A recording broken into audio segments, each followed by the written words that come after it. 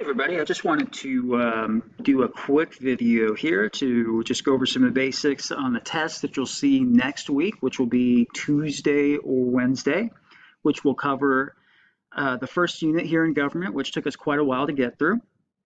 And so a couple things. I should have said this in class, but in case you missed it, so it's going to be a 120-point exam. There'll be 50 questions that are going to be objective, so 15 true or false questions, 35 multiple choice questions, and then you'll have one constructed response, is what I call it. It's basically an essay question, but sometimes you say essay and you feel like you're writing a 5-paragraph essay. It's not that, but it's something where you have to actually construct your own response to it. And you'll have 3 different questions, and then you'll choose one. And so at the end of this, I'll kind of give you hints on what the questions you'll see on that.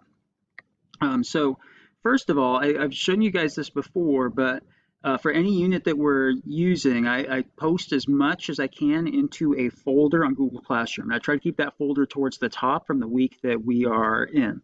So this is the unit we've been looking at, political philosophy and the U.S. Constitution.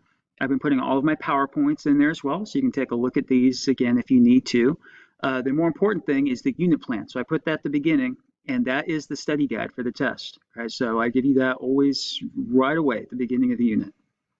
And so if you click on that, you'll see this is the unit that we have been studying over the last month and a half or so. These are the terms that you would need to know, and then these are the essential questions. And ultimately, these are the questions that basically the lessons have been answering as we've been going through the last month and a half or so.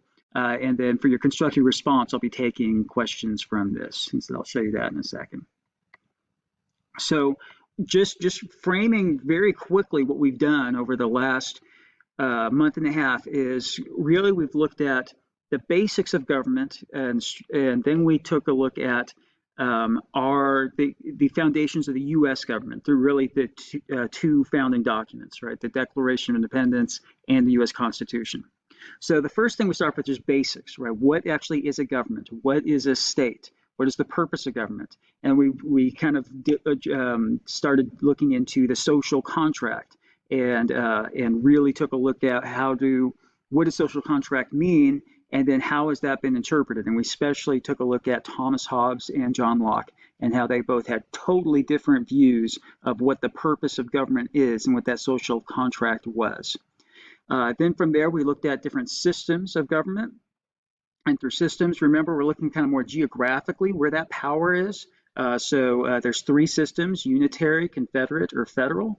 And then we looked at different types of government. And types of government are just kind of like the structures that are in place. So is it one person or a very small group that's making those decisions that has the power, right? That'd be an autocratic form of government. You could think of this as a king, like would be like a monarchy. You could think of it as like a pharaoh, right? Like a theocracy. Or is it a democratic government? And democratic is where decisions are made by a large group of people.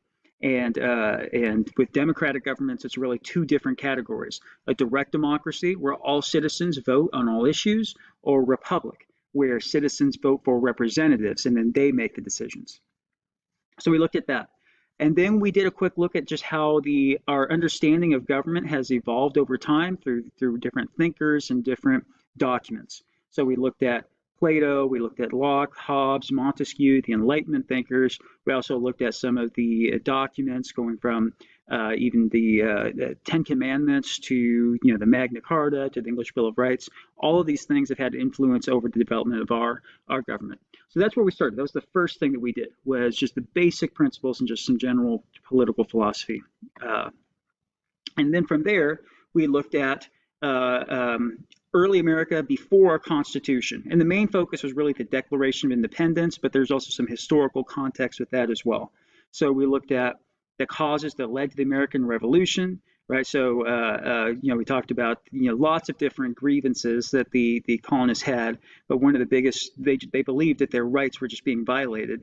And of course, taxes, right, were a big issue. Remember the Stamp Act, the direct tax that led to no taxation without representation, led us to the point where we finally declared our independence.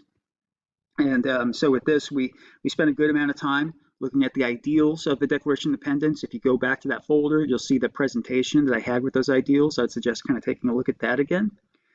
And then we looked at our very first government on the Articles of Confederation. We did that very quickly, so you're not going to see test questions on details of how the Articles of Confederation structured our government, but you do need to know that it was a very weak government, right? It created a confederacy in which the individual states pretty much held all of the power.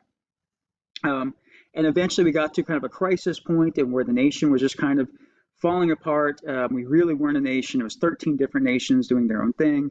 Shays Rebellion was a debtors uprising that basically led to a general consensus that the Articles of Confederation were not working and needed to be adjusted. And so that's where the Constitutional Convention happened. At the Constitutional Convention, they decided to get rid of the Articles and they created a new Constitution.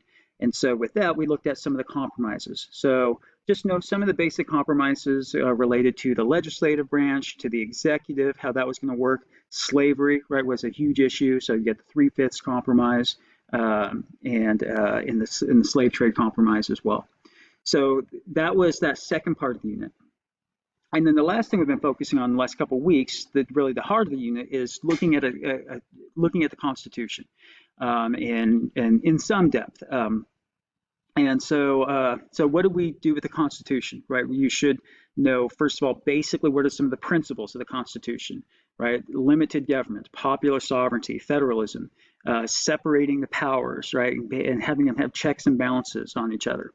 Judicial review, right? So some of those, the basic principles of the Constitution. Then we looked at the structure of the Constitution. And with that, just know you got the preamble, which is the introduction, and then you have the articles that set up, Articles 1, 2, and 3 that set up the branches of government. So Article 1 sets up the Congress and sets up the powers of the federal government. And then Article 2 sets up the Electoral College process and sets up the president, powers of the presidency. And Article 3 sets up the courts. And then from there, you got Article 4, which sets up state-to-state relations. Article 5 sets up the Supremacy Clause. And then Article 6, the amendment process. And Article 7 is just basically saying what needs to happen for the Constitution to be ratified. So that was the structure. And then from there, we took a pretty long look at the Bill of Rights. And with that, you expect some questions on knowing what some of your basic rights are, but also knowing some of the limits. Right, so know that you can't say anything under the First Amendment. Right, your right to freedom of speech can be restricted with the clear and present danger doctrine. You can't slander, right, or libel others, so that's not necessarily going to be protected speech.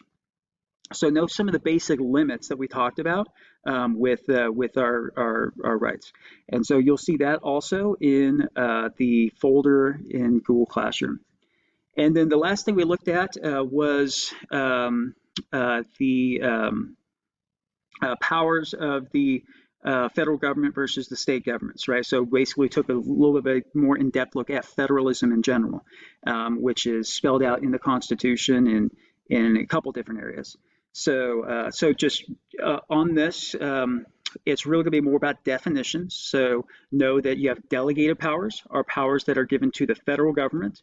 And then within those, there are expressed powers, right, where it's clear in the Constitution, black and white, and says this is what the federal government can do. Then you have implied powers, which are inferred, not clearly written, but you can reasonably infer that the federal government has this power. And you have inherent powers. Inherent powers are powers that just the federal government has because they are a government of a nation. And that's different than reserved powers. Reserved powers are powers that belong to the states. And that's most general laws that we deal with, and police powers and dealing with education, right? Those are powers that the state have. And then you have concurrent powers, and concurrent powers are things that they share, right? The best example of a concurrent power is taxing. You can get taxed from the federal government, and you can get taxed from the state government. Okay, so that was just framing just kind of what we have done, right, over the course of the last month and a half, because it took a little bit longer than I thought to do this. So remember, first part of it is just basics of what government is and a little bit of some political philosophy on how our views of government have changed. And then really the rest of it was centered around two different documents: Declaration of Independence, the situation that led to that, and the ideals of the Declaration, and then the Constitution, right? The historical context of creating the new Constitution, and then the structure, the principles, the rights, and federalism. Okay, so you'll have 50 questions. Instead, there are multiple choice, and then you have one constructed response question. And in this question, I'm just going to basically give you one of these three. And it's not going to be exactly worded like this. I might adjust it just a little bit. But this is basically what you need to be able to do for these questions. And you'll have these three different options. You just choose one. Right? So the first option is looking at the social contract. Right? I talked about this within the first week or two. Hugely important concept, and so I'm giving you this as an option. Thomas Hobbes, John Locke, both different thinkers, had totally different ideas of the social contract. What were their opinions? What were their views? And how did they come to that conclusion? And with this, I talked about what they thought about human nature versus state of nature versus what the general purpose of government is and how that fed into the social contract. So you can go back to some lecture notes or your own thoughts, but you could answer this one if you felt like you understand that pretty well. Another option is looking at the ideals of the Declaration of Independence. Right, so I spent a lot of time looking at what exactly are those ideals, and you could take that from the first couple of paragraphs where it very clearly states, Thomas Jefferson clearly states that we're all created equal, and we're all equally free and born with natural rights, right, of life, liberty, and the pursuit of happiness. And the purpose of government is to protect those rights. And government operates on consent of the governed, right? And that any government that violates those rights has the ability, people have the ability to overthrow their government. So those are some of the basic ideals, right? Can you explain those? But then also, can you apply them to today? Okay, do you think we are achieved those ideals, or are we close to achieving those ideals, or not close? And so just a little bit of interpretation there for you on that question. The last one is looking at the principles of the Constitution, and there's 7 of them, so that take a little bit. But the question will end up being something along the lines of explain 4 of the principles of the Constitution and show me where they are in the Constitution, right? So how are they applied? Where do you see that in the Constitution? So that's the third possible option. All right, so remember with these, you'll have these 3 questions. You choose one, right? So you choose which one you think you can answer most completely. All right, so that's it. As always, feel free to reach out to me and ask any questions about the test, and good luck on the test on Tuesday or Wednesday.